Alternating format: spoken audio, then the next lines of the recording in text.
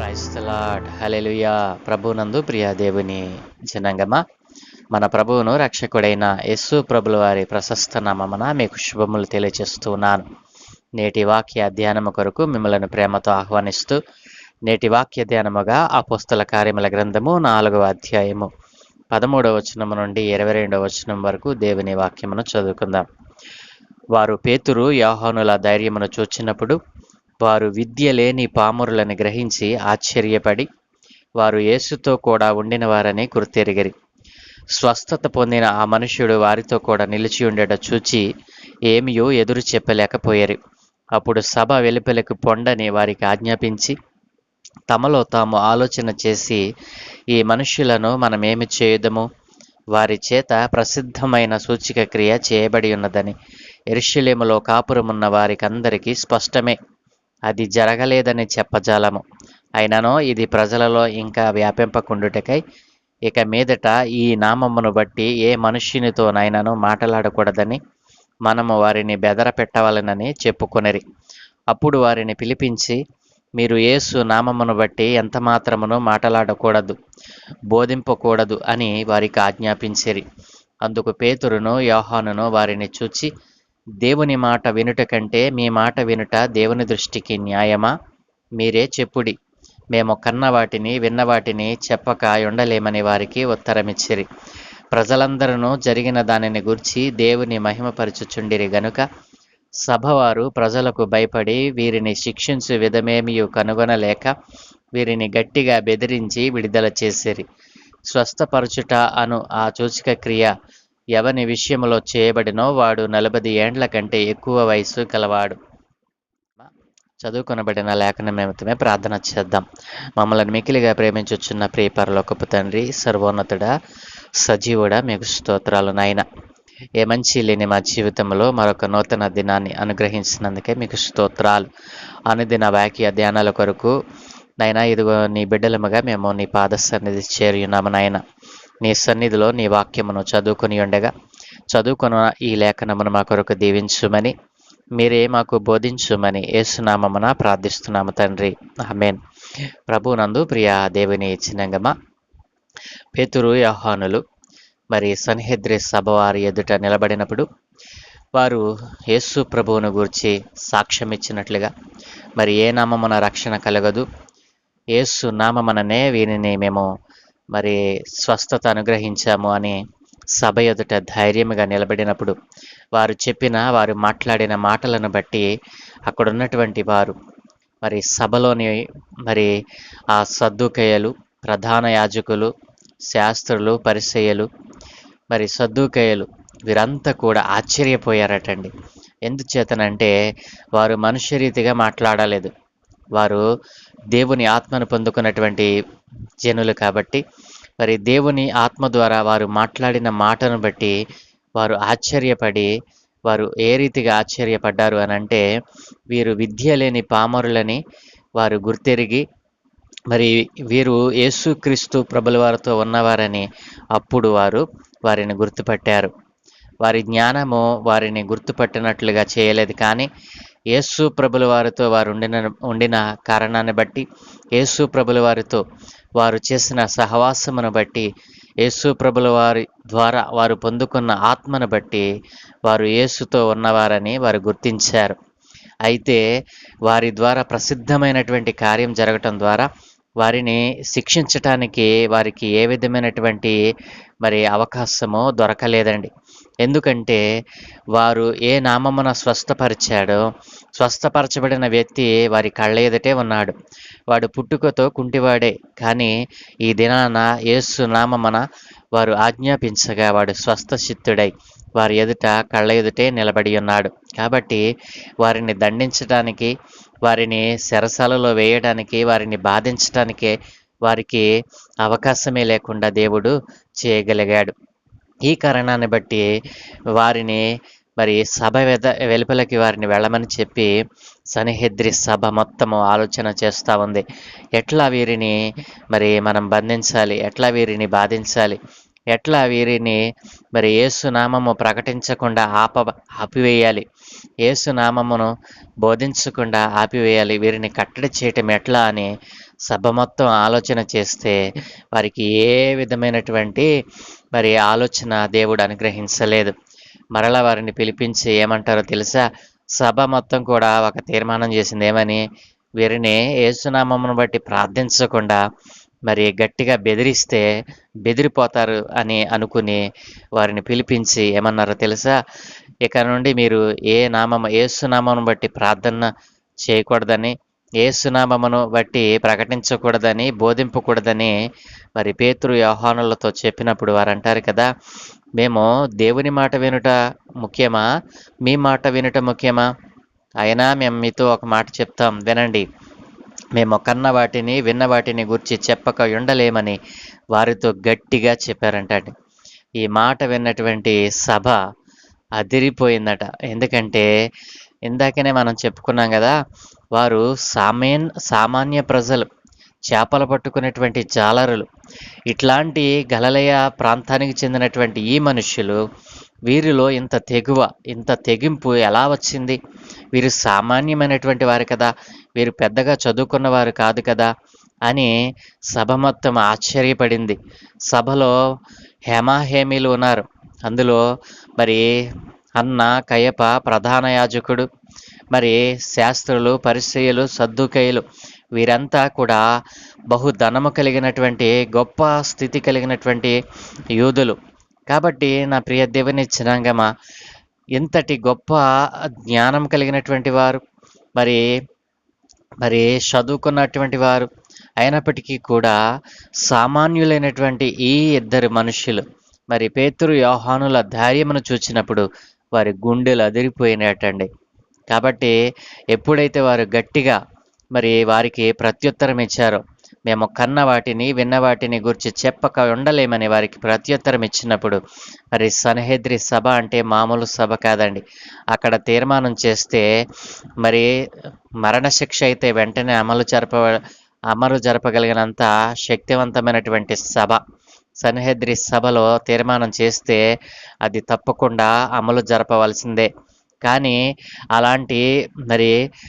అలాంటి ప్రసిద్ధమైన సన్హెద్రి సభలో నిలబడినటువంటి పేతురు యోహానులు వారు బెదిరిస్తే బెదిరిపోలా, వారు అదిరిస్తే అదిరిపోలా.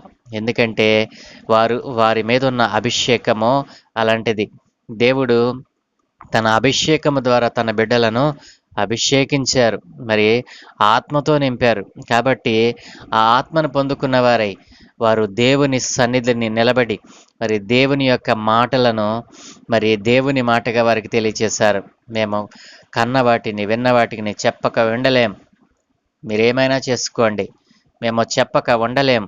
మేము కన్న వాటిని విన్న వాటిని మేము దేనినైతే స్పృశించామో, దేనినైతే తాకి చూచామో, దేనినైతే తేరి చూచామో, ఎవరితో అయితే మేము సహవాసము చేశామో ఆ యేసు నామమును బట్టి మేము ప్రకటించకుండా ఉండలేమని వారికి ఖండితంగా చెప్పినప్పుడు ప్రజలందరూ జరిగిన దానిని గూర్చి దేవుని మహిమపరుచుచుండుట సభవారు చూసి భయకంపితులై వారిని ప్రజలకు భయపడి వారిని శిక్షింపకుండా విడుదల చేశారు. ప్రియ దేవుని జనాంగమా, ఏ రీతిగా రక్షింపబడినటువంటి నీ జీవితంలో యేసు ప్రభుల వారిని గురించి తెగింపు నీకుందా? రక్షణ పొందుకున్నటువంటి నీవు, రక్షింపబడినటువంటి అనేకమైనటువంటి అన్యజనులు నీ మధ్య నివాసం చేస్తూ ఉన్నారు. కాబట్టి ఈ రోజున పేతురు యోహానులకు కలిగినటువంటి ఈ తెగింపు, ఈ తెగువ నీకుందా? నీవు అసలు ఆత్మను పొందుకున్నావా? రక్షింపబడ్డావని పేరు మాత్రం నీకుంది, కానీ నీలో రక్షణ కార్యాలు, ఆత్మ ఫలాలు నీలో కనిపించటం లేదేంటి? ఈ రోజున ప్రభువు నిన్ను ప్రశ్నిస్తా ఉన్నాడు కదా. ఈ రోజున దేవుని కొరకు నీవేం చేస్తున్నావు? రక్షింపబడిన వారి కొరకు నీ రక్షణ సాక్ష్యాన్ని తెలియజేస్తూ ఉన్నావా? నీ రక్షణ సాక్ష్యము మరొకరికి రక్షణ కలిగించేదిగా ఉందా? ఈ రోజున తెగింపు, ఒకవేళ సువార్త ప్రకటిస్తూ ఉంటే ఒకవేళ ప్రమాదం వస్తుందని భయకంపితులై దేవుని యొక్క రాజ్యాన్ని, దేవుని యొక్క సత్య సువార్తను ప్రకటించకుండా నీవు దాక్కుంటున్నావా? ఆనాటి ఆ జనులు, అపోస్తలులైనటువంటి పేతురు యోహానులు వారి ధైర్యమును చూసి సన్హెద్రి సభే అదిరిపోయింది, బెదిరిపోయిందండి. వారిని బెదిరించాలని చూసినటువంటి సభ వీరి యొక్క తెగింపునకు సభ మొత్తం గలిబిలి అయిపోయింది. ప్రజలకు భయపడ్డారట. సభ మొత్తం ప్రజలకు భయపడి మరి అపోస్తులు చేసినటువంటి ఆ గొప్ప కార్యమును బట్టి మరి దేవుని మహిమపరిచారంటండి. ప్రియ దేవుని జనాంగమా, నీవు చెప్పినటువంటి సువార్త ద్వారా దేవుని ప్రజలు మరి ఆదరించబడి, దేవుని ప్రజలు మరులు కొల్పబడి వారి హృదయాలను మార్చుకుని దేవుని వైపు తిరిగేటట్లుగా మీరు సువార్త ప్రకటిస్తూ ఉన్నావా? మరి పేతురు యోహానులకు కలిగినటువంటి ఆ తెగింపు, మరి ఆ ఆ యొక్క యేసులో నిలబడేటటువంటి తత్వాన్ని మరి మనలో ప్రతి ఒక్కరము కూడా అలవర్చుకోవాలని, మరి మరి ఎవరో బెదిరించారనో, మరి సువార్త చేయవద్దని ఆపారనో, మరి సువార్త పనిని పక్కన పెట్టేసి ప్రాణభయంతో ఒకవేళ నీవు దాక్కున్నావేమో. ఈ రోజున తెగింపు అనేటువంటిది ప్రతి క్రైస్తవునికి కావాలి. ఎందుకంటే సువార్త ప్రకటించడం మన బాధ్యత. దేవుడు మన మీద ఆ బాధ్యతని పెట్టాడు. అందుకనే నిన్ను నన్ను రక్షించుకున్నారు. యేసు ప్రభు నిజమైన దేవుడని, యేసు ప్రభుని నమ్ముట ద్వారా మరి తన కులము మారదని, తన మతము మారదని, తన పేరు మారదని ఈ రోజున ప్రజలందరూ తెలుసుకున్నట్లుగా నీవు యేసుక్రీస్తు సువార్తను ప్రకటించాలి. ఎందుచేతనంటే యేసును నమ్మినటువంటి వారి జీవితంలో వారి కులం మారదు, వారి వారి గోత్రం మారదు, వారి పేరు మారదు, వారి మతం మారదు. కేవలం మారేదేంటో తెలుసా? మనసు మారుతుందంతే. ఈ రోజున మనసులు బాగోలేక, మనసు బాగోలేదని ఆత్మహత్య చేసుకుని చనిపోయేటువంటి వారు, మనసు బాగోలేదని కుటుంబంలో ఉన్నటువంటి బిడ్డలను, మరి భార్యను, భర్తను, మరి ఇలా అనేక మందిని దూరం చేసుకుంటున్న వారు మనం చూస్తూ ఉన్నాం. మనసు బాగాలేదని అనేకమైనటువంటి చెడ్డ కార్యాలు చేస్తున్నటువంటి మరి అనేక మందిని మనం చూస్తూ ఉన్నాం. కాబట్టి ఈ రోజున లోకములో ఉన్నటువంటి అపవాది అయినటువంటి సాతాను మరి బంధకాలలో బంధింపబడి ఈ రోజున విడుదల పొందలేక తమ మనస్సులను, తమ హృదయాలను గాయపరుచుకుంటున్న వారు అనేక మంది మనం చూస్తూ ఉన్నాం. కాబట్టి నా ప్రియ దేవుని జనాంగమా, ఈ రోజున అలాంటి మరి పాప బంధకాలతో ఉన్నటువంటి వారిని, వారి బంధకాల నుండి విడిపింపడానికి సువార్త ప్రకటించాలనేటువంటి బాధ్యత నీపై నాపై ఉంది కదూ. మరి దేవుని సువార్త ఎందుకు అవసరం? ప్రజలకు ఎందుకు అవసరం అంటే దేవుని రాకడ సమీపమై ఉంది. దేవుడు నిత్య రాజ్యమును అనుగ్రహించడానికి ఆయన సంసిద్ధంగా ఉన్నాడు. మరి ప్రజలందరూ కూడా తమ మార్గములను తప్పి తిరుగుతూ ఉన్నారు. వ్యర్థమైన ఆకాశము కింద మనుషులతో పెట్టబడిన నామాలను మరి ఆశ్రయిస్తూ వాటిని పూజిస్తూ తమ జీవితాలను వ్యర్థపరుచుకుంటూ ఉన్నారు.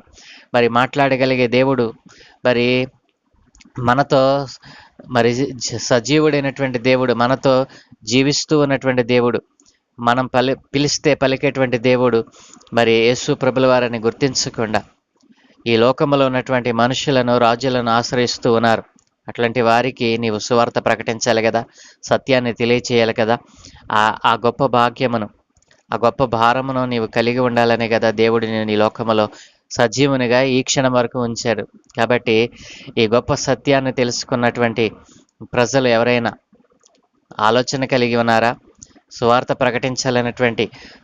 ప్రకటించడం అంటే పిరుగుతనంగా కాదండి. ధైర్యముగా యేసులో నిలబడాలి, ధైర్యముగా యేసు నామమును ప్రకటించాలి. మరి అవరోధం వచ్చిందని దేవుని సువార్తను ప్రక్కన పెట్టకూడదు. ఈ రోజున అనేక మంది యవన దైవ సేవకులు మరి సువార్తను అనేక ప్రాంతాలకు, సువార్త వెళ్ళని ప్రదేశాలు కూడా మరి వారి కాలినడకన, మరి వాహనాల ద్వారా ఏ విధము చేతనైనను సువార్తను ప్రకటిస్తూ ఉన్నారు, సువార్తను మోసుకొని పోతూ ఉన్నారు. అనేక అవరోధాలు, అనేకమైనటువంటి మరి సాతానీయ సంబంధమైనటువంటి మరి కార్యాలు వారి మధ్య జరుగుతూ ఉన్న బెదరక అదరక మరి దేవుని సువార్తను బలముగా ప్రకటిస్తున్నటువంటి ప్రియ యవన సహోదరులు ఎందరో ఉన్నారు. ప్రియ దేవుని జనాంగమా, మరి ఆ విధమైనటువంటి తెగింపు నీకు నాకు ఎందుకు ఉండటం లేదు? దేవుడు వారికి 24 గంటల సమయం ఇచ్చాడు, నీకును నాకును కూడా అదే సమయాన్ని ఇచ్చాడు కదా. మరి దేవుడిచ్చిన ఈ సమయాన్ని వ్యర్థముగా గడుపుతున్నావా? నీ యవన జీవితాన్ని, యవన కాలపు బ్రతుకును వ్యర్థపరుచుకుంటున్నావా? ప్రియ యవన సహోదరుడా, నీ మీద దేవుని యొక్క ఆత్మ ఉందని, దేవుని యొక్క ఉద్దేశం ఉందని, మరి దేవుని ఉద్దేశాన్ని నెరవేర్చేవానిగా కాక నీ యొక్క ఉద్దేశాలను నెరవేర్చుకుని ఈ లోకంలో నీవు వ్యర్థుడైపోతున్నావేమో. దేవుడు నిన్ను పిలుస్తూ ఉన్నాడు.